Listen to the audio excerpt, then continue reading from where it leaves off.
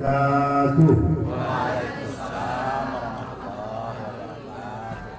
Alhamdulillahilladzi bi ni'matihi tatimmus shalihat wassalatu wassalamu ala sayyidis sadat wa ala alihi wa ashabihi ahlil fadaili wal karamat amma ba'du. Qala Allah ta'ala fil Qur'anil Karim, a'udzu billahi minasy syaithanir rajim. Bismillahirrahmanirrahim. Syahrul Ramadan alladzi unzila fihi al-Qur'an hudan lin-nasi wa bayyinatin minal huda wal furqan. Faman syahida minkum asy-syahra falyasum wa man kana maridan aw ala safarin fa iddatun min ayyamin ukhra. Yuridu Allahu bikumul yusra wa la yuridu bikumul usra wa litukmilul iddata wa litukabbirullaha ala ma hadakum wa la'allakum tashkurun. Shadaqallahul azim.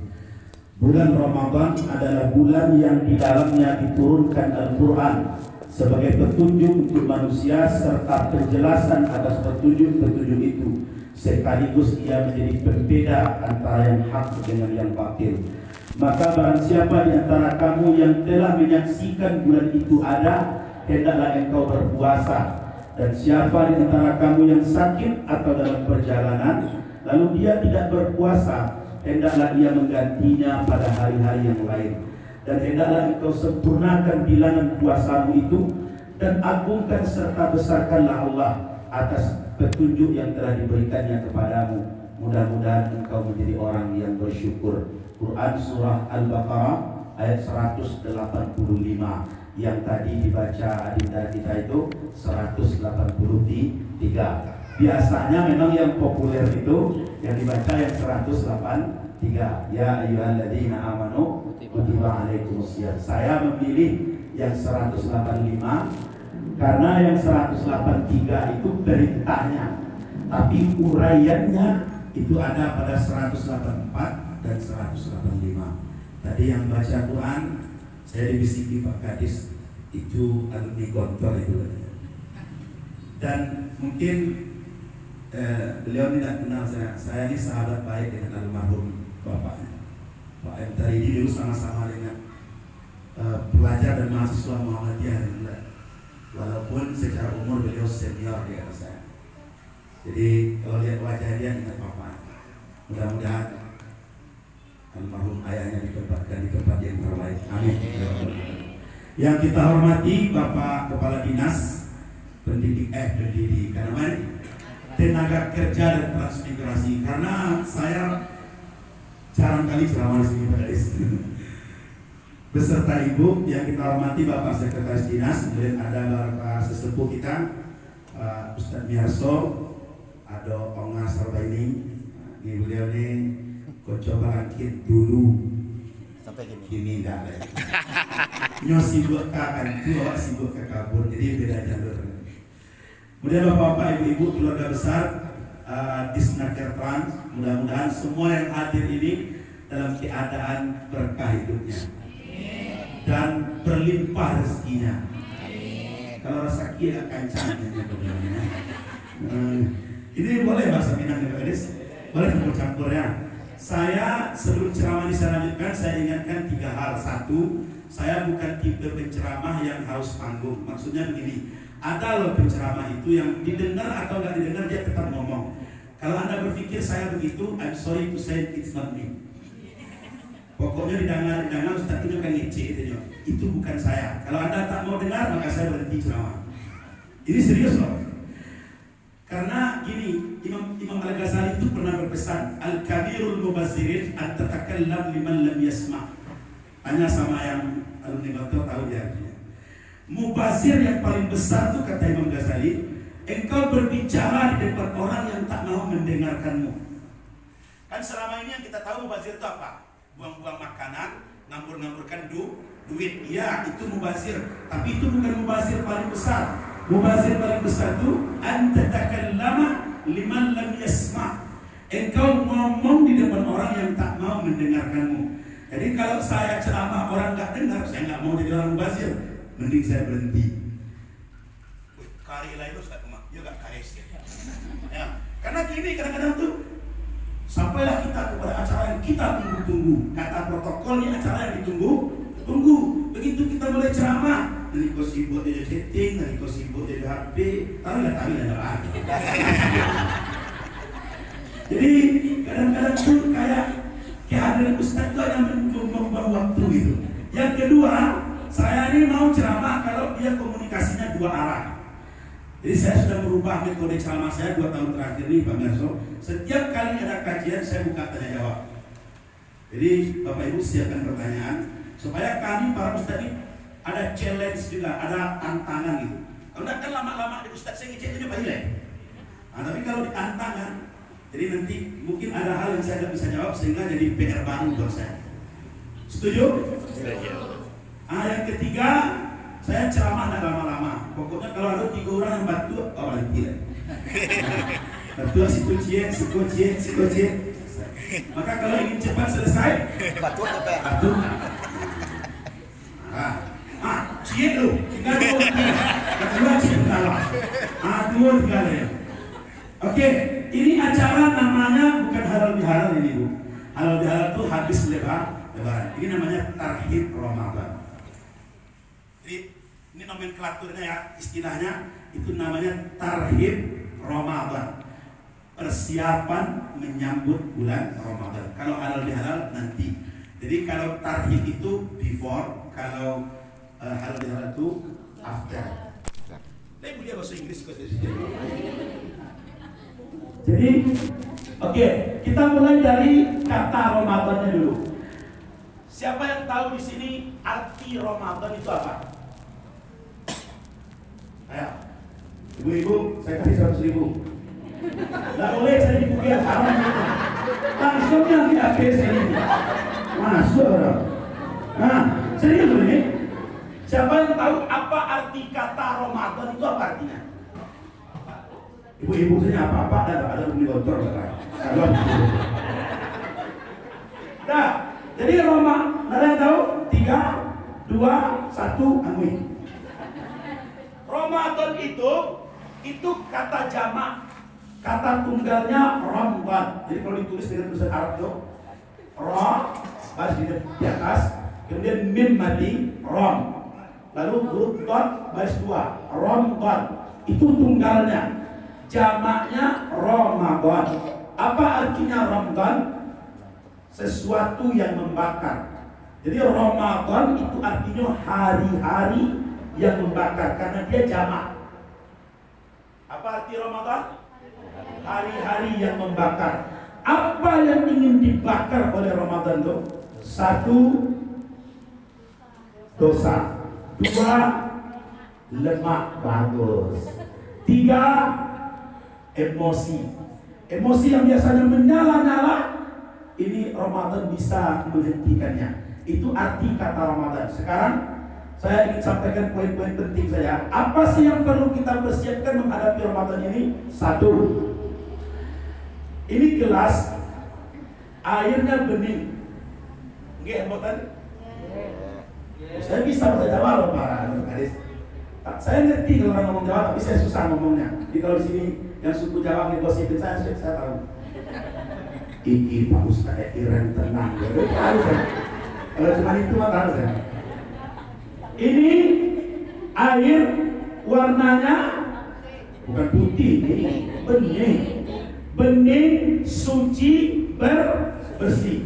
Kalau air yang bening, suci dan bersih ini kita masukkan ke dalam gelas yang kotor dan berdebu, apa hasilnya? Kotor. Ramadan suci atau kotor? Suci. Ramadan bersih atau tidak? Bersih.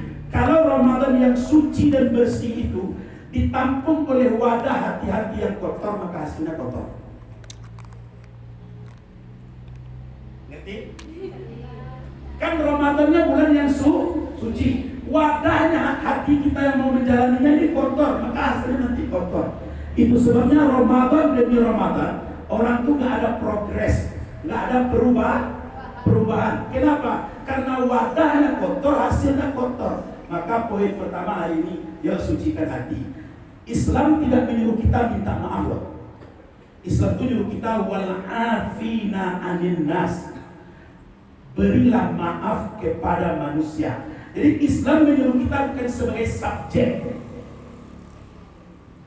bukan meminta maaf, tapi sebagai objek, sebagai orang yang memberi maaf. Oh Bu, perhatian elok ya. Bedanya minta maaf dan memberi maaf, Ustaz. Saya misalkan menyakiti hati Pak Miarso, itu ada dua kemungkinan. Yang pertama, beliau merasakan sakit oleh perbuatan saya, tapi saya tidak menyadari itu. Yang kedua, saya sadar perbuatan saya menyakiti beliau, tapi saya tak mau datang meminta maaf kepadanya. Mungkin kan? Jadi kalau mesti minta maaf, itu paling tidak ada 3 tahapan. Satu, yang bersalah mesti sadar dulu bahwa dia melakukan kesalahan. Yang kedua, dia mesti datang kepada orang yang dia sakiti. Yang ketiga, dia mesti ngomong, maafkan saya. Ini ribet loh. Islam tuh tidak suka yang ribet. Islam tuh suka yang gampang. Maka yang gampang bukan minta maaf, yang gampang tuh memberi maaf. Kalau mesti minta maaf, bagaimana dengan orang yang tidak pernah lagi bertemu dengan kita? Boleh ngerti atau bingung gini lah? Tidak, mau ikut saya bukan bantai dari dia aku yang ketujuh. Saya ngerti. Tapi kalau memberi maaf, Tika misalkan salah ke saya nih, tapi dia nggak sadar bahwa dia salah. Tanpa Siska harus ketemu, Tika harus ketemu saya bisa nanti sebelum tidur malam, ya Rob, hari ini kata-kata Tika itu menyakiti saya mampu membalas, tapi saya memilih memaafkan. Aku ingin tidur malam ini, ya Allah, tanpa dendam kepada siapapun, maafkan dia dan jadikan tanggungan pahala untukku. Selesai. Gak perlu ada komunikasi kan? Jadi mana yang lebih mulia, meminta maaf atau memberi maaf? Itu sebabnya Al-Quran mengatakan wal afina 'anil nas, berilah maaf kepada manusia, bukan minta maaf. Kalau minta maaf orangnya mesti datang, kalau memberi maaf walaupun dia tak minta, aku tetap beri. Catat kalimat saya ini, meminta maaf tidak menjadikan Anda hina, dan memberi maaf tidak membuat Anda lebih mulia. Sama saja kok. Mari kita buka hati. Ini problem kita dari inilah. Umat Islam tuh kenapa dia susah untuk grow secara humanisme, kemanusiaan dia bermasalah. Kawan sakan tua saya tidak akur. Agak tegang ngerti ya. Sakan tua saya tidak akur. Punya budaya jilat atas injak bawah. Ini tidak boleh. Ada pepatah Yunani kuno mengatakan defectoria concordia crescit. Keberhasilan itu selalu berawal dari keharmonisan. Kalau satu kantor ini orangnya harmonis, nggak ada lagi something wrong, sesuatu yang salah di antara hati mereka, ini kantornya akan maju. Nggak usah kantor deh, rumah tangga ada kayak gitu kok. Coba Pak kalau pagi lewat tangka di orang rumah banyak kantua, itu tiba di kantor ada stok kena berang selalu itu. Pak yang kemarin tuh Pak nanti Bapak lagi namun nih. Jadi harmonis itu mesti dibangun dengan apa? Yuk terimalah salah orang lain sebagai hal yang wajar, karena kita pun sering melakukan hal yang salah. Iya udah. Coba ibu-ibu, pernah difitnah orang? Pernah digosipin orang? Pernah dikunjungan orang? Pernah disakiti? Sekarang saya ganti pertanyaannya. Pernah nyakitin orang? Pernah. Pernah kunjungan orang? Pernah menggosipkan orang? Lah sama. Loh kalau itu untuk apa nahan sama dia? Saya ngerti. Bapak-bapak, nih ya, catat kalimat saya ini baik-baik. Terkadang Allah pakai lisan seseorang untuk menambah pahala kesabaran kita, sebagaimana Allah juga kerap memakai lisan kita untuk menambah pahala kesabaran orang lain. Come on, open your heart. Buka hatimu. Aki ada orang maaf. Apa sih susahnya? Dendam itu nggak menyelesaikan apa-apa. Orang yang dendam, yang sakit hati, itu yang rugi bukan orang yang dia sakit hati itu loh. Yang rugi itu dirinya sendiri. Karena orang itu kalau punya sakit hati, nengok orang itu aja lewat, nggak normal jantungnya. Loh iya, misalkan Adinda ini sakit hati ke ibu, begitu ibu datang, ibu orang apa? Itu gitu. Loh, sehingga tadi detak jantung yang 72 kali per menit itu menjadi 105. Tutak. Yang rugi siapa? Yang menyimpan dendam. Oleh karena itu, mensucikan hati itu bukan hanya soal agama, tapi ini soal psikologi. Anda kalau mau sukses dalam hidup, terima orang lain sebagai sebuah fakta realita. Jangan berekspektasi orang itu seperti keinginan kita. Saya ini ustadz penceramah hari-hari dari mimbar ke mimbar, tapi tetap aja ada yang fitnah, tetap aja ada yang gak suka. Istri saya tuh sampai ke rumah bilang, bang, tadi ada orang ngecek modeko. Terus saya bilang, le sana kenapa le? Aja digaduh ke sana itu. Gak pernah tuh saya klarifikasi. Hoi, yuk kau ngecek modeko dan cek, kau itu kan gitu. Nggak perlu, itu hanya buang-buang energi. Ini rumusnya, bapak-bapak, ibu-ibu perhatikan saya. Ini rumusnya kalau kita disakiti, difitnah, dizalimi oleh orang. Anda tinggal doa bilang kepada Allah, ya Allah, jika segala keburukan tentang saya yang dia katakan itu benar adanya, beri aku kekuatan untuk berubah. Berarti salahnya ada di kita. Tapi jika yang dia katakan itu hanyalah fitnah semata, ya Allah, ampunkan dosanya, jadikan penambah berat timbangan amalku. Selesai. Tidak perlu basi tajam Maria mengkonfirmasi sampai bertengkar, tidak perlu.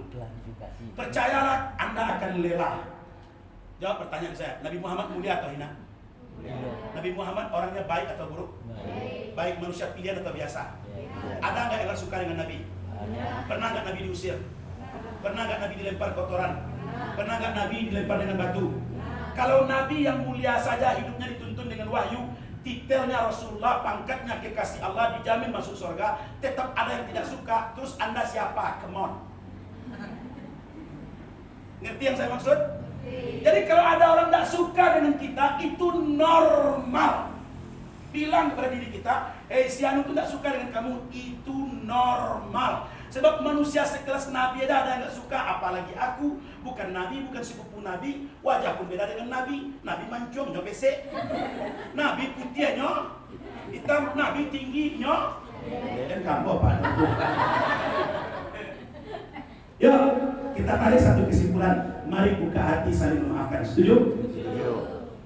Mau semuanya melepaskan sekatan batin itu hari ini? Terus ada yang bilang begini, Ustaz, saya maafkan si Ustaz, cuma nggak bisa lupa. Ya kan? Oh itu normal nih. Memaafkan itu bukan soal melupakan. Memaafkan itu berubahnya sikap. Yang tadinya nggak teguran, jadi teguran. Yang tadinya nggak mau salaman, sekarang udah mau salaman. Yang tadinya nggak mau ngobrol, sekarang sudah mau ngobrol. Itu fungsi maaf. Bukan berarti kalau memaafkan sesuatu kita mesti lupa. Mau saya kasih dalilnya? Nih, riwayatnya. Nabi itu pernah sakit hati pada seseorang. Jangan dipotong dulu. Masa Nabi sakit hati? Iyo. Bicara lah Ustaz mah. Nabi itu pernah sakit hati pada seseorang. Sampai Nabi itu berdoa, nanti saya jelaskan siapa orangnya. Nabi itu doa gini, Allahumma adilluhu abada. Ya Allah, sesatkan orang itu selama-lamanya. Karena Nabi itu terlalu sakit. Siapa yang tahu nama laki-laki yang doakan Nabi ini? Namanya Wahsy.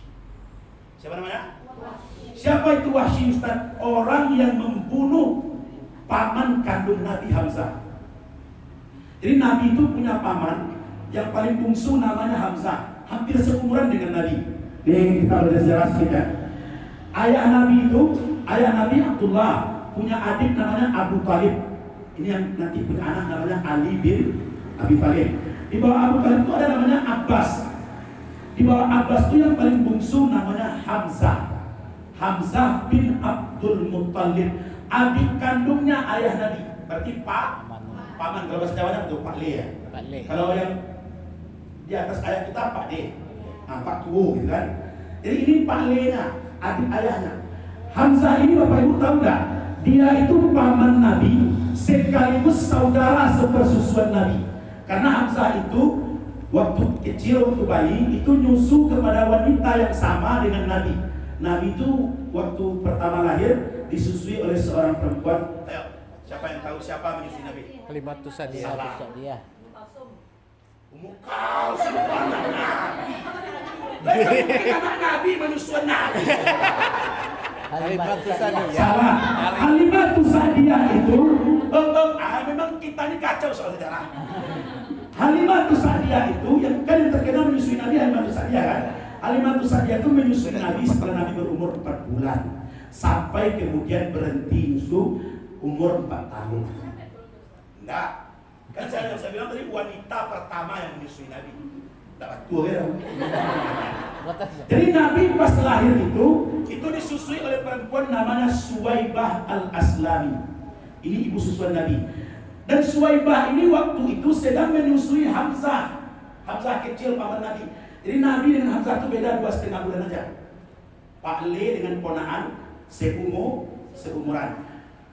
Jadi paman iyo sepersusuan iya. Dan paling hebatnya Anda tahu tidak, dari semua manusia yang pernah lahir di bumi, wajahnya yang paling mirip dengan Nabi Muhammad itu adalah Hamzah. Ini yang dibunuh oleh Wahsy. Ketika perang Uhud, ini Ustaz Miarso sering bawa jamaah umroh. Kalau kita pergi umroh, berkunjung ke makam syuhada Uhud itu yang kuburan dilingkar dengan batu satu-satunya, itu kuburannya Hamzah, paman Nabi. Jadi Hamzah itu dibunuh ketika perang Uhud oleh Wahsy dengan cara ditombak dadanya. Di dadanya ditombak, setelah ditombak kemudian dibelah begitu, terbuka dadanya, diambil jantungnya, diiris-iris, kemudian dia tua-tua model sate, dibakar, dimakan oleh Wahsy bersama Hindu. Tragis nggak? Zaman sekarang orang mutilasi kan? Itu paman Nabi Hamzah itu jantungnya tuh diambil, dibakar, dimakan, dan itu nampak oleh Nabi, oleh mata kepala Nabi. Sakitnya itu bukan main. Sampai Nabi berdoa, Allahumma adilluhu abada, ya Allah sesatkan orang itu selama-lamanya. Tapi Allah tegur Nabi. Turun ayat, lan tahdi man ahbabta ilaika walakinnallaha yahdi man yasha. Hai Muhammad, engkau tidak bisa memberi hidayah kepada orang yang paling engkau cintai, dan engkau juga tidak bisa menyesatkan orang yang engkau mau. Seolah-olah Allah ingin mengatakan begini, hidayah dan kesesatan itu wewenang aku. Ngerti? Jadi seorang nabi pun tidak bisa ngasih hidayah. Nabi Muhammad pamannya masuk Islam tidak? Tidak. Nabi Ibrahim ayahnya beriman tidak? Nabi Nuh anak dan istrinya beriman atau kafir? Jadi tidak ada urusan. Kalau Allah mau beri seseorang hidayah, Allah beri hidayah. Maka jangan pernah ngecek-ngecek. Percuma saya buyanya anak mau itu. Loh, jangankan buya Nabi aja ada anaknya begitu. Orang-orang yang ngomong-ngomong begitu, ayah halai buya, tapi parangnya guru. Itu kalau dia hidup di zaman Nabi Nuh, berarti dia akan ngomong ke Nabi Nuh, angle Nabi, dia anak mau itu. Anda ngerti nggak logik saya ini? Jangan ngomong-ngomong begitu. Buya bisa saja anaknya sesat, preman gadang bisa saja anaknya jadi habis Quran. Kalau Allah mau. Nah Nabi itu berdoa, ya Allah sesatkan orang itu. Kata Allah, offside. Itu bukan wilayahmu, itu wilayahku. Dan apa yang terjadi? 2 hari setelah Nabi berdoa dan ditegur oleh Allah itu, Wahsy itu datang masuk Islam. Bah kira-kira kalau di awak tuh, orang yang membunuh paman kita, membelah dadanya, mengeluarkan isi dalamnya, kemudian dia sate, terus datang kepada Anda minta masuk Islam. Percumbangnya karena neraka tapi amat pada mau itu. Ketika Wahsy berjalan dari rumahnya mencari Nabi, itu ketemu dengan orang-orang. Apa kata orang-orang? Hei Wahsy, mau kemana engkau? Kata Wahsy, beberapa hari ini aku tidak bisa tidur. Terbayang terus wajah Muhammad dan kesalahanku membunuh pamannya. Aku ingin masuk Islam dan menyerahkan diri padanya. Orang-orang bilang apa? Jangan, nanti kamu dibunuh. Karena tidak ada orang yang didoakan Muhammad untuk sesat kecuali engkau. Tapi kata Wahsy apa? Enggak apa-apa, yang penting aku datang. Wah, itu gentleman namanya. Maka Wahsy itu datang. Begitu Nabi sedang duduk, Wahsy datang. Ya Muhammad, nggak baca salam belum Islam nih. Kata Nabi, oh nama ya. Kalau di tepi jalan itu kan. Oh nama masuk rumah saya. Nggak berarti oh nama saya ini. Nama. Kata, tahu apa kata Wahsy itu luar biasa. Kata dia begini, ya Muhammad, kalau yang membuat hatimu ridho padaku adalah memenggal tanganku, maka penggalan tanganku. Jika yang membuat hatimu tenang adalah mengambil nyawaku, maka bunuhlah aku. Tapi tolong jangan halangi saya untuk mengucapkan asyhadu an la ilaha illallah wa asyhadu anna Muhammad Rasulullah. Sambil nangis itu. Oleh Nabi dipeluk Wahsy itu. Woi, kalau ambo tuh ambo peti enggak.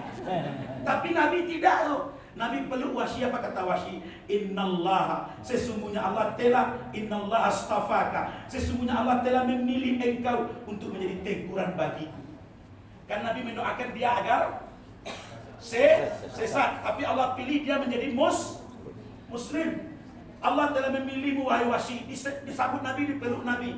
Kata Nabi kepada Wahsy, innallaha mau'idukumul jannah. Allah telah menjanjikan surga untukmu dan engkau akan masuk surga bersamaku. Tapi kata Nabi, walaupun sekarang kamu sudah masuk Islam, aku menyayangimu dan kamu menyayangiku. Aku mohon satu hal, kata Nabi. Apa itu? Jangan coak-coak ang lalu di mungkodenda. Kenapa? Karena kalau lihat wajahmu terbayang dada pamanku terbelah. Ini menunjukkan memaafkan tapi tidak lupa. Agak panjang dikirim biar jelas konteksnya. Paham? Paham. Jadi Nabi memaafkan Wahsy tak? Nabi sayang tak dengan Wahsy? Nabi cintai tak Wahsy? Tapi Nabi lupa tak? Apa bukti Nabi tak lupa? Aku mohon satu hal, kamu jangan sering-sering muncul di depanku. Karena itu akan menambah kesedihanku. Jadi kau boleh nih unilah maafkan, tapi jangan cocok nampak. Boleh. Ya. Jadi memaafkan itu bukan melupakan tapi melubasi. Ya begitu golaknya. Memaafkan itu bukan melupakan tapi melubasi sikap. Yang tadinya nggak balas WA, sekarang balas WA. Yang tadinya nggak mau tegur sapa, sekarang tegur sapa. Walaupun kita tidak lupa dengan kejadian yang menyakitkan itu. Ayo buka hati, maaf doa. Simpel kan? Selamat mencoba. 1. Setengah 3 baru 1 poin. Lanjut nih. Lanjut. Poin kedua, saya ingin jelaskan seputar ibadah puasanya. Pertama, nanti Bapak Ibu puasa itu tolong di awal Ramadan niatnya langsung full untuk sebulan. Nah gini maksudnya, misalkan Anda mulai puasa hari Selasa tanggal 12, saya insya Allah Senin. Kenapa Ustaz Senin Muhammadiyah? Bukan soal Muhammadiyah dan Muhammadiyah. Saya sholat 5 waktu pakai hisab, maka saya puasa pun pakai hisab. Sederhana itu saja. Jadi saya ingin konsisten saja. Gini Bu, misalkan Ibu puasanya hari Senin, hari Selasa, berarti kan Senin malam sudah tarawih pertama toh? Maka malam Senin itu, bukan malam Senin malam Selasa itu, Anda pasang niat, nawaitu sauma ghadin an ada'i fardi syahri ramadana syahran kamilan lillahi ta'ala. Aku niat berpuasa dimulai esok pagi, puasa Ramadan 1 bulan penuh karena Allah Ta'ala. Kenapa mesti 1 bulan Ustaz? Ini bukan kata Ustaz Dodi. Buka kitab, nama kitabnya Al-Fiqhul Islam wa Adillatuh, Fikih Islam dan dalil-dalilnya, ditulis oleh Syekh Wahbah Zuhaili. Beliau mengatakan, please listen me because this is important problem. Ya ngerti? Tolong dana elok itu penting sekali. 4 mazhab Hanafi, Maliki, Syafi'i, Hambali sepakat mengatakan afdalun niat li siyamir Ramadan fi awwaliha bi syahrin kamilin. Seafdal-afdalnya niat puasa Ramadan, engkau berniat di awal untuk 1 bulan. Kenapa untuk 1 bulan Ustaz? Kenapa enggak tiap hari aja niatnya? Gini, niat itu rukun atau tidak? Iya. Rukun puasa kan? Iya. Berapa rukun puasa? Ada kau joleh gitu orang. Ya. Rukun Islam berapa? 5. Rukun iman 6. Rukun sholat 13. Rukun puasa piro? 2. Berapa? 2. Saya yang jawab tentang apa? 3. Hah? 2. Itu lah diskon nih. Hero saya dengan sama ya. Rukun puasa itu cuma 2. Berapa? Niat dan menahan. Ada itu yang rukun puasa. Berbuka rukun dan standar. Anda tidak berbuka pun sah puasa. Tahu bunyi sering kan? Mama nggak buka puasa, kata anak enggak. Mama sebulan ini buka. Tetap sah. Cuma sanggup enggak? Jadi buka puasa dengan makan sahur itu hukumnya sunnah. Yang wajib hanya niat dan menahan. Nah, oke. Jadi karena dia rukun, niat itu nggak boleh tertinggal. Pertanyaannya sekarang begini. Kalau ibu bapak berniatnya harian, nanti dikhawatirkan di hari-hari tertentu Anda lupa. Ustaz, saya tidak mungkin lupa niat puasa. Kenapa? Karena di masjid kami itu tiap malam habis tarawih itu niat puasanya dibimbing oleh imam di depan. Ada kan begitu? Bapak Ibu, mari kita baca niat puasa untuk esok hari habis tarawih itu. Di penghujung nggak ada begitu, tapi setiap ke sana begitu semua. Nawaitu sauma ghadin an ada'i fardi syahri ramadhana lillahi. Itu kan kalau anda ke masjid. Kalau pas hujan ke masjid. Kalau pas hujan tidak ke masjid, lalu tidur, tahu-tahu bangunnya udah azan subuh. Kalau sudah azan subuh berarti udah jalan puasa atau belum? Udah masuk timingnya atau belum? Loh, Anda tadi malamnya nggak berniat untuk puasa besok. Terus terbangunnya pas udah azan subuh. Lah terus niatnya piye? Ini masalah. Makanya 4 mazhab sepakat niat aja dulu sebulan di awal.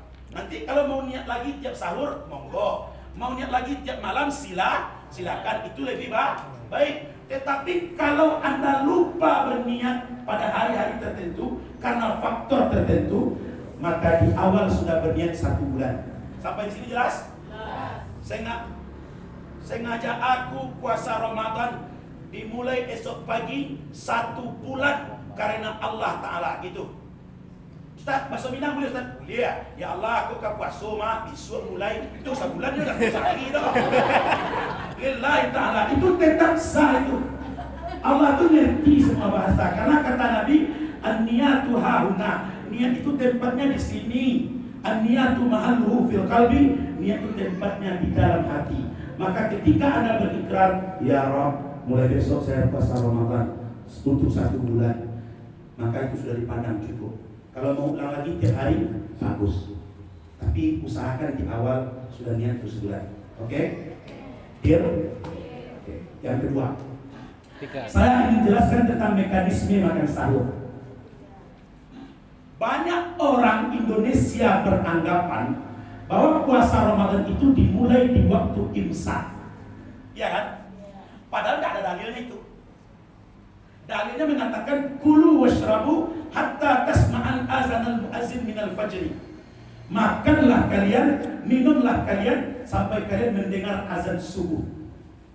Berarti batasan untuk makan sahur itu sampai azan subuh. Cuma di Indonesia MUI, Majelis Ulama Indonesia beserta Kementerian Agama dan Badan Hisab dan Ruqyah itu bersepakat membuat satu metodologi.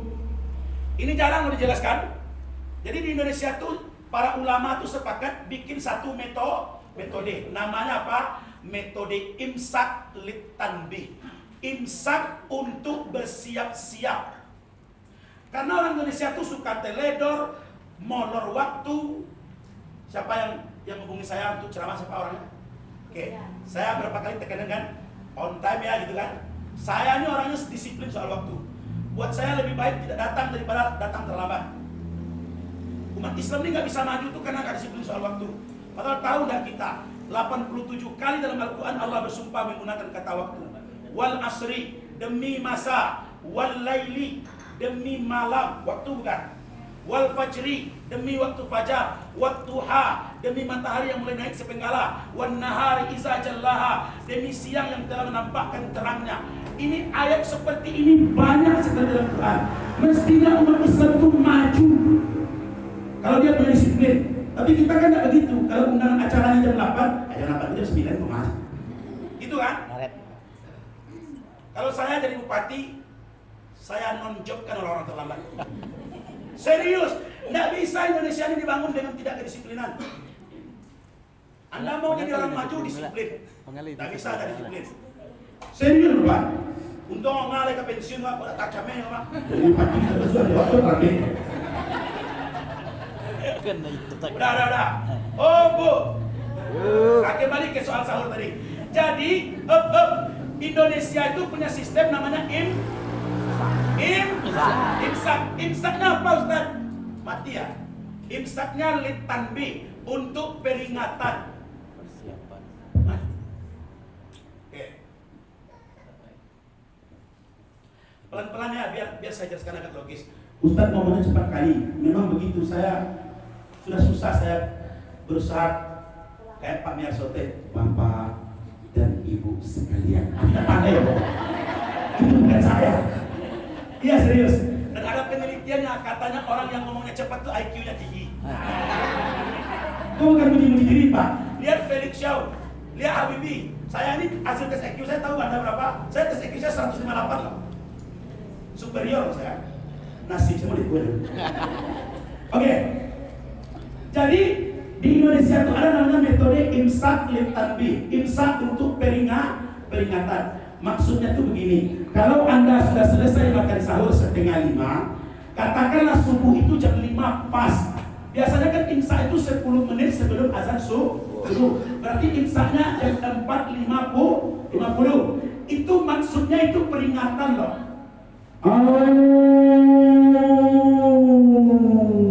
Kan gitu sih kan? Saya pakai sirine tapi Bu. Kalau rusak sirine saya bawa Bu.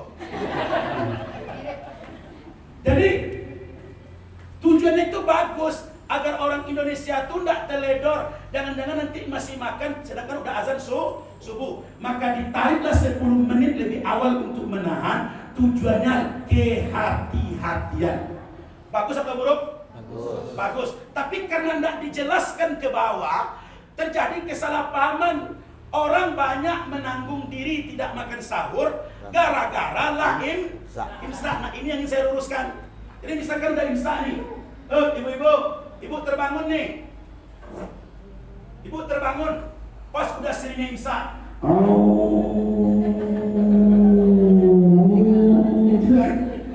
Terus bangunin suami. Bang. Gimana nih bang? Ada apa? Udah imsak loh, sirine udah bunyi. Karena suaminya tidak ngerti fikih, istrinya tidak paham, anaknya tidak tahu. Maka dia bilang apa? Yo kalau sirine tidak dapat akal, kau tahan je lah lain. Serumah akhirnya tidak makan sahur. Yang ingin saya tegaskan adalah kalau Anda sudah selesai sahur sebelum imsak, sebaiknya mulailah menahan untuk siap untuk peringatan, untuk waspada, lampu kuning, prepare, apa istilahnya? Tapi kalau Anda belum sahur, tahu-tahu sudah waktu imsak, walaupun ada sirinenya, jam sudah 4:50, imsak 4:50, aduh udah imsak nih. Mulai sekarang saya tegaskan, makanlah asal belum azan subuh. Dunia akhirat saya tanggung jawab karena hadisnya sahih. Jadi besok kalau lah masuk waktu imsak, apa ngasih makan kece istri, makan apa aja udah leko. Kau lah imsak ulama, Ustaz Dodi tanggung jawab. Abi berkaro. Nah, kenapa saya berani mengatakan saya tanggung jawab? Karena Nabi mengatakan begitu. Kulu washrabu hatta tasma'al azan al-mu'azzin minal fajri. Makanlah kalian, minumlah kalian sampai kalian mendengar azan di waktu subuh. Berarti puasa itu startnya, runningnya itu azan subuh. Paham? Sekarang timbul pertanyaan berikutnya, Ustaz, kami lagi makan nih Ustaz. Tahu-tahu azan. Allahu Akbar. Indo apa siang lanya? Kecilnya kanan, agen copek. Enggaklah orang. Gitu kan? Menyelesaikan agama bukan dengan hawa nafsu, menyelesaikan agama dengan dalil. Nih dengar dalilnya. Ini dalil dah. Kata Fatimah, inni akaltu bin nakhlin wahidin. Aku sedang mengunyah-ngunyah memakan sebutir kurma. Wa sami'tu sautal Bilal. Aku mendengar suaranya Bilal. Suara apa tuh? Azan. Karena Bilal bin Rabah itu orang yang ditugaskan azan di zaman Nabi. Ketika dia mendengar suara Bilal azan, dia sedang mengunyah kurma. Apa kata Fatimah? Ya Rasulullah, wahai Rasulullah, ma ra'yuka an haza? Apa pendapatmu tentang kurma yang sedang kukunyah ini? Apa jawaban Nabi? Akhriju ya Fatimah. Keluarkan semuanya wahai Fatimah. Jadi tidak ada cerita labang nak ambil copek. Yang naikin yang dipiring. Loh, Anda jangankan mau naikin yang dipiring, yang di mulut aja kata Nabi keluarkan. Lalu Fatimah bertanya lagi, wa in gharrakti, kalau aku telan bagaimana ya Rasulullah? Wa in gharrakti fala siyam laki. Kalau engkau telan tidak ada lagi puasa untukmu. Aja deh. Lain nampak tahapan-tahapannya. Sarinci ko mauren kok dak mengerti cari ustaz lain. Sudah ngerti? Pertanyaan pertama. Kalau Anda sudah makan sahur, terdengar waktu imsak masuk sirine berbunyi, apa yang Anda lakukan? Sebaiknya mulai menahan dan lanjutkan makan.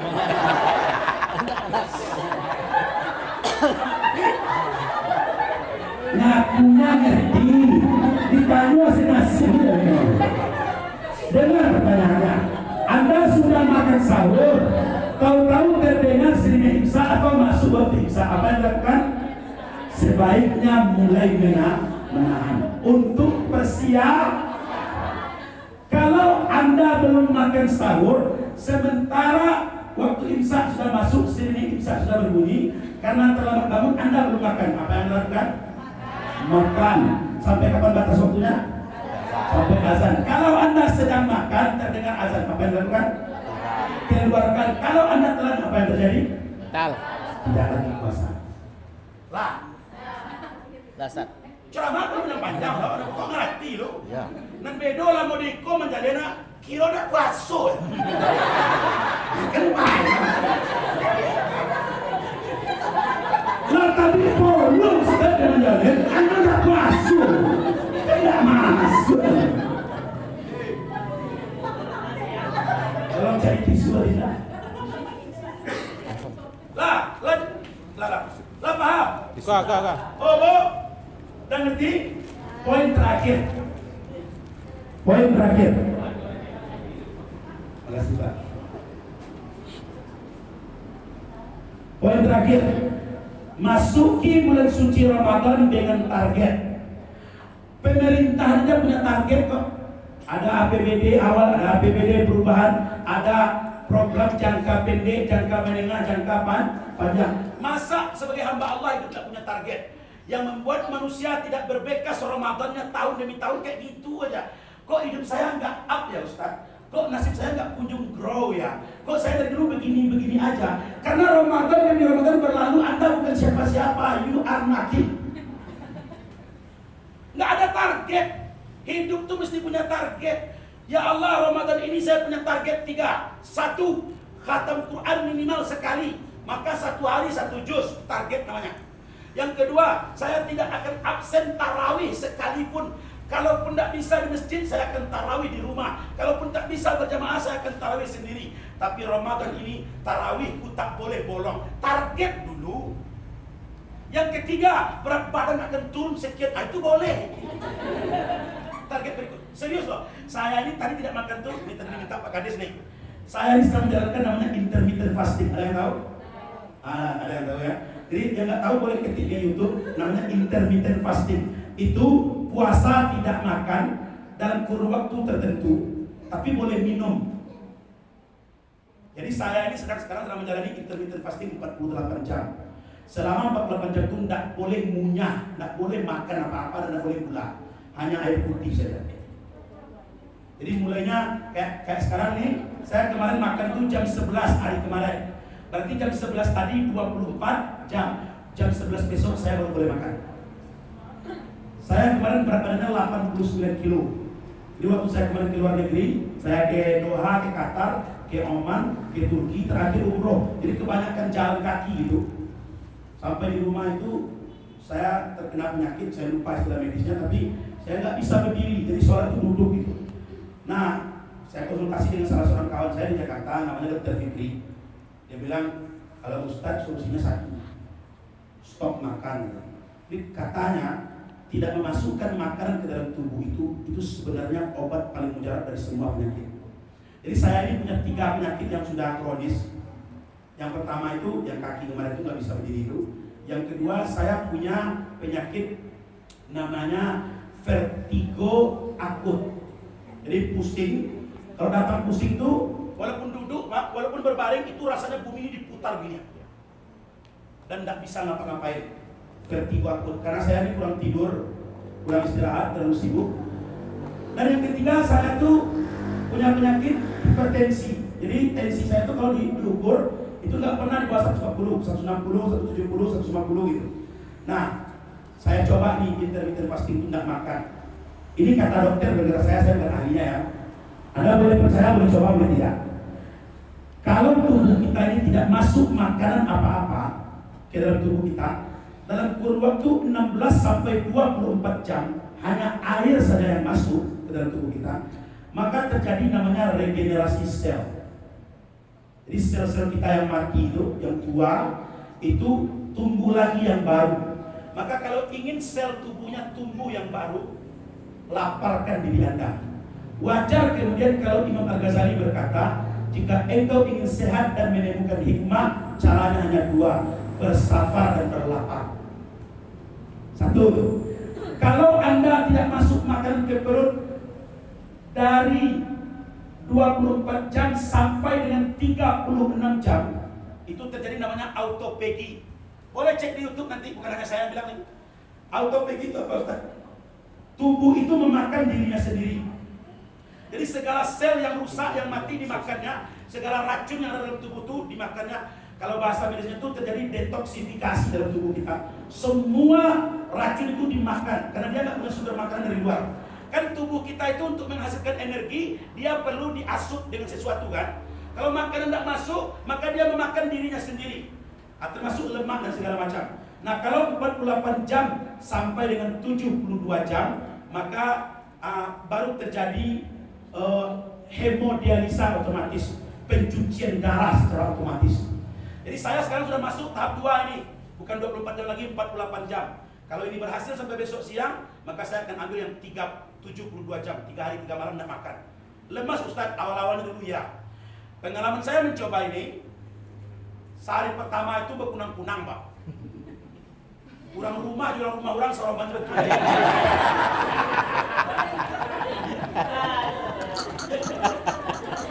Ya itu biar tidak tidur aja. Anda kalau terus serius tuh. Jadi tangan tuh gemetar gitu, ngambil air gemetar. Sekarang ini sudah hari ke-11 saya menjalani. Baru 7 hari kemarin saya jalani, saya tes timbang 89 kilo itu langsung turun menjadi 77 kilo. 11 kilo turunnya. Ini 2 hari ini saya belum timbang. Kayaknya sekarang tuh mungkin 75 atau 74 ya. Kalau sekarang saya timbang. Anda boleh coba. Tidak makan sama sekali, tidak minum pula, hanya minum air putih. Boleh ngeteh, tapi teh yang tidak pakai gula. Tapi saya tidak sama sekali. Teh pun saya tidak. Kalau ngerokok, Ustaz, ngerokok sama aja, karena ngerokok itu ada zat gulanya, manisnya kan? Nggak boleh. Stop. Namanya intermittent fasting. Banyak loh tokoh-tokoh publik melakukan itu. Sandiaga Uno, Deddy Corbuzier. Kalau artis itu yang saya lihat tuh kayak Ashanti dan segala macam itu dia intermittent fasting orangnya. Dan ini berhasil. Secara medis begitu, secara agama saya buka-buka kitab, ada namanya kitab Silsilatus Shihah, silsilah sehat, ditulis oleh Ibnu Khaldun. Ternyata Nabi Syuaib, Nabi Yakub itu dulu sering puasa begitu. Maksudnya beliau tidak makan, tidak minum, hanya beliau tidak makan, hanya minum. Nah nanti kalau Ramadan gimana Ustaz? Ramadan lebih gampang lagi. Berarti kita, ibu mau Ramadan mau coba lah intermittent fasting. Kan kita berbuka kan? Berbuka katakanlah setengah 7 maghrib. Maka Anda makan maghrib itu. Kapan lagi makan? Maghrib besok. Jadi sahur cukup minum saja. Coba dulu 24 jam. Kalau berhasil 24 jam, nanti coba 48 jam. Saya 48 jam, ini sudah yang kedua. Nah kalau udah 1 kali 24 jam, 3 kali 24 jam, 2 kali 48 jam. Setelah ini baru saya coba yang 3 hari, 72 jam. Apa yang saya rasakan? Pertama BB jelas turun. Ini baju ini udah lama nganggur di lemari. Baju ini sudah berbulan-bulan tidak pernah saya pakai. Sekarang udah bisa lagi saya pakai. Manfaat pertama berat badan turun. Yang kedua, tensi saya cek ke dokter 120/90 normal. Manfaat ketiga, saya nggak lagi merasakan pusing-pusing sakit kepala tuh nggak lagi. Luar biasa. Ternyata obat paling mujarab adalah puasa. Yuk, kurangi makan. Apalagi kita orang Minang nih, makan berminyak, berlemak. Yuk, hari-hari santan. Wajar lah pangamuk. Kalau orang Jawa yang paling guna kan resikonya kan. Ayo, siapa lagi yang mensehatkan diri kita kalau bukan kita? Saya lagi semangatnya nih, intermittent fasting ini senang saya. Sekarang 12 tak enggak, cuma udah biasa nih. Udah 11 hari. Yang agak berat itu cuma 3 hari pertama. Nggak makan sama sekali. Apa boleh coba Pak? Gimana Pak? Kita sama bukan Pak? Ambo mau dia 40 tahun. Lapakan lebih mana? Serius? Saya baca kutipan dari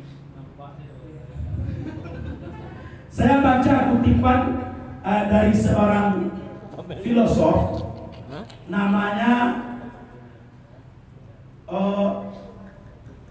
siapa? Marcus Aurelius. Dia bilang begini, semakin besar ikat pinggangmu, maka semakin pendek umurmu. Karena penyakit kita banyak.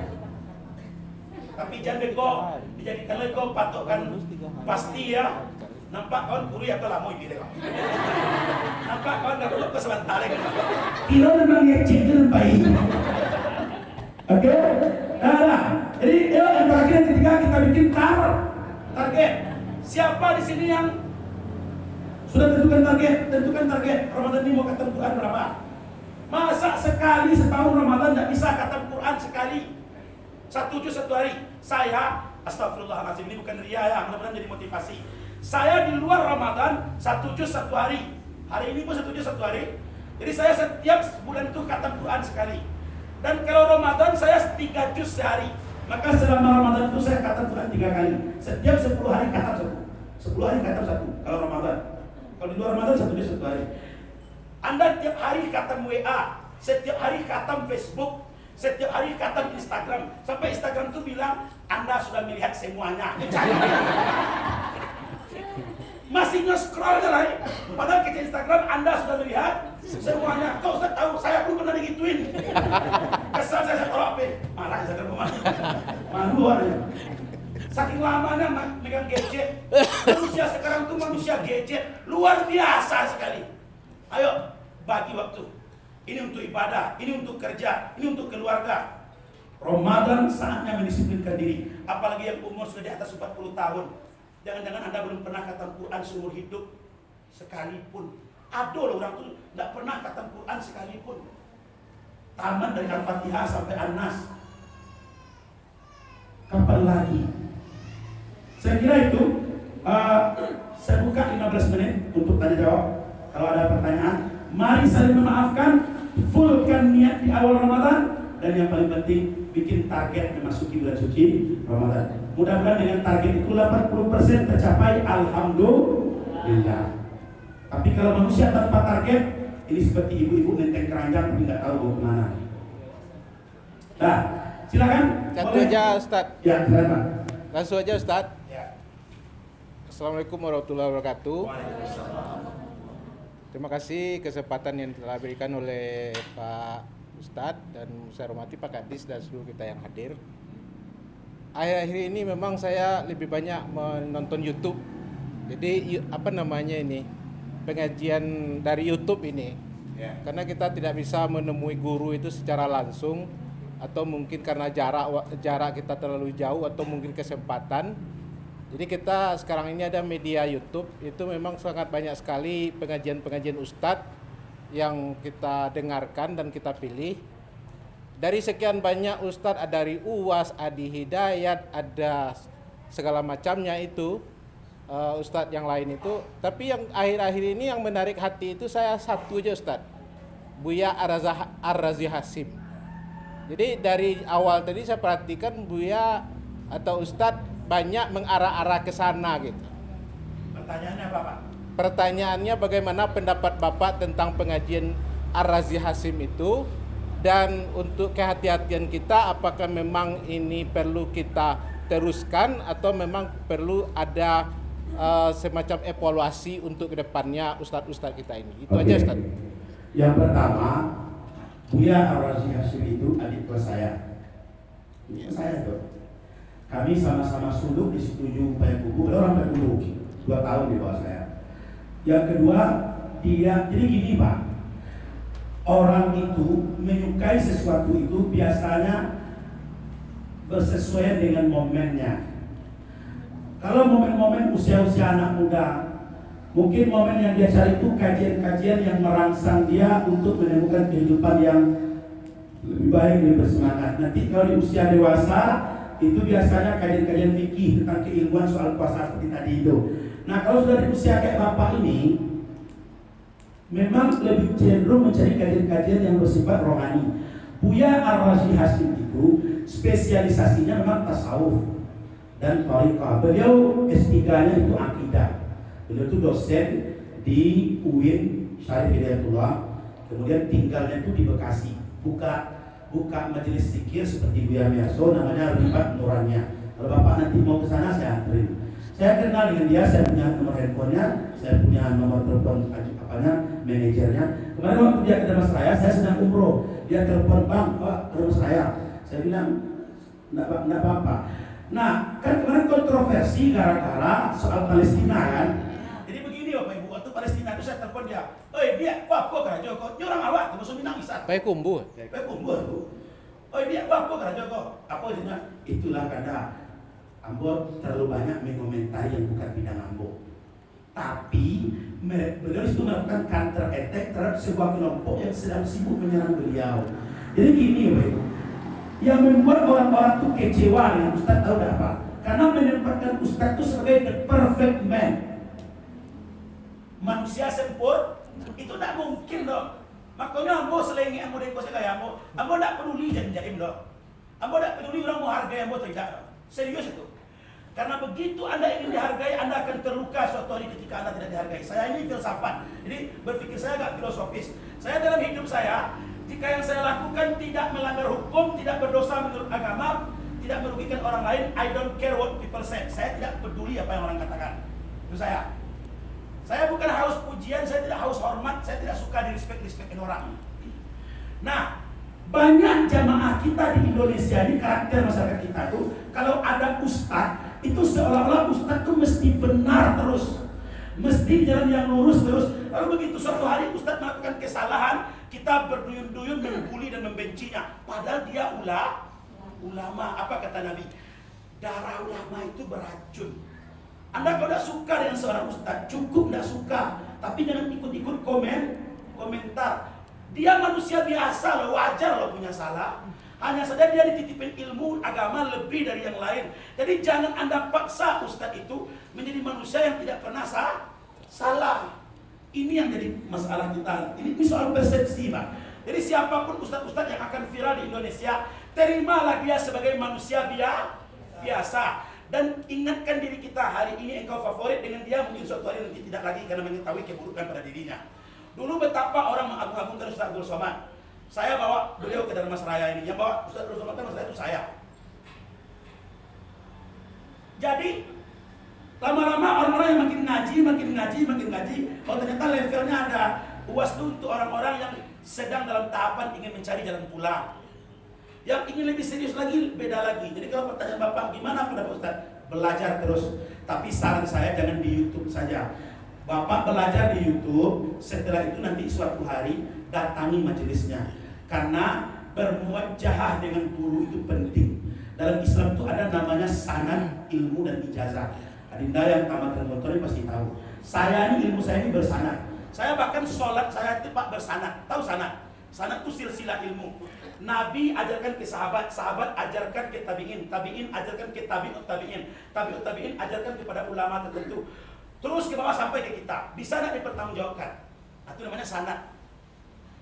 Kayak saya misalkan, saya sholat saya itu aja ada sanadnya. Silsilahnya sampai ke Nabi. Bukan sembarangan. Jadi kalau misalkan ibu-ibu sanadnya ke YouTube, nanti terputus sanadnya. Di mana ngajinya Pak? Pesantren YouTubiah. Apa kitabnya Pak? Kitab Bukeliyah. Mazhabnya apa Pak? Mazhabnya Internetiah. Nah, ini Pak. Jadi saya tidak melarang jadikan YouTube, TikTok, platform sosial media sebagai studi komparasi, studi perbandingan tonton ini. Tapi tunggu dulu ditelan dan diyakini sebagai sebuah yang benar. Itu aja saran saya sih. Bagus Bu Yarji. Saya bisa, kalau Bapak mau, sebenarnya Pak di tempat kita ini banyak yang ngaji-ngaji begitu. Cuma yang berani membuka kajian tarikat dengan tasawuf agak terbuka itu cuma Bu Yarji. Bapak kalau mau ngaji tasawuf, tanya sama Ustaz Miarso. Kita punya banyak majelis itu. Saya di Pulau Kunjung ini 3 kali seminggu ngajar tarikat. Dari itu anak muda 45 tahun ke bawah. zikir semalaman itu. Termasuk nanti malam ini. Sudah janji. Ada. Jadi kalau ada orang, kadang orang lihat tuh, misalkan saya di penceramah, kecilnya, Ustaz Dodi kok penceramah tuh, kok kaji sabananan isi nak ada, apa nih bersih-bersih jam buat mola, mana tempatnya. Kadang saya tuh agak kesel juga sih, ada yang bilang gini tuh, Ustaz tuh ceramah ada pandai ngecek saja, ilmu tidak ada. Anda mau ngaji ilmiah dengan saya, ayo. Dalilnya apa, rujukannya apa, referensinya apa, kitabnya apa, ayo. Bisa, cuma kan tidak semua forum bisa begitu. Kalau di forum ini saya buka kajian ruh, ikut ruh baru kayak duit barunya. Enggak mungkin saya buka kajian ruh di sini. Jadi ada tahapannya. Masa anak SD kelas 1 kajiannya bilangan desimal, tangen kos tangen, kan enggak mungkin. Anak kelas 1 SD kajiannya 1 tambah 1 sama dengan 2. Itu jadi itu disebut at-tadrij fi tasyri', bertahap dalam beragama itu penting. Bapak lanjutkan itu. Ya. Ada lagi yang lain? Soal puasa, soal Ramadan, tidak ada pertanyaan. Bertanya itu tahu nggak Bapak Ibu itu perintah Allah. Jadi orang bertanya itu dapat pahala loh, karena dia mengerjakan satu perintah Allah. Fas'alu ahla dzikri in kuntum la ta'lamun. Bertanyalah kepada yang tahu jika engkau tak tahu. Cukup? Oke. Terima kasih, mudah-mudahan bermanfaat. Semoga Allah merahmati memberkahi kita semua. Amin. Ya Rabbal. Amin itu lah, kalah tentunya aja dipikir lain. Nggak, kemarin banyak orang takut bilang amin. Sekarang amin lah kalah, baca ya. Saya ini mendukung amin, tapi udah kalah ya udah. Terimalah sebagai kenyataan. Nah, mudah-mudahan puasa Ramadan kita diterima. Amin. Ibu-ibu yang masih ada hutang puasanya tahun kemarin, itu kebangetan loh Anda. 1 tahun dikasih waktu, masa nggak ada waktu untuk nyicil? Bapak sebagai suami ingatkan nanti di rumah. Kamu hutang puasa kamu yang Ramadan kemarin udah kamu bayar belum? 5 hari baru bayar 3, bang tinggal 2 lagi. Nah masih bisa tuh, Sabtu, Ahad, puasa. Ganti. Khawatirnya nanti numpuk, sudah jadi nenek-nenek, baru pengen taubat. Jumlahnya sudah lupa. Nah, terima kasih. Jula itu berikan hidayah, nasr minallah wa fathun qarib, wa minallahi ridha wal inayah, wallahu muwaffiq ila aqwamit thariq. Subhanakallahumma wa bihamdika asyhadu an la ilaha illa anta astaghfiruka wa atubu ilaik. Assalamualaikum warahmatullahi wabarakatuh. Waalaikumsalam.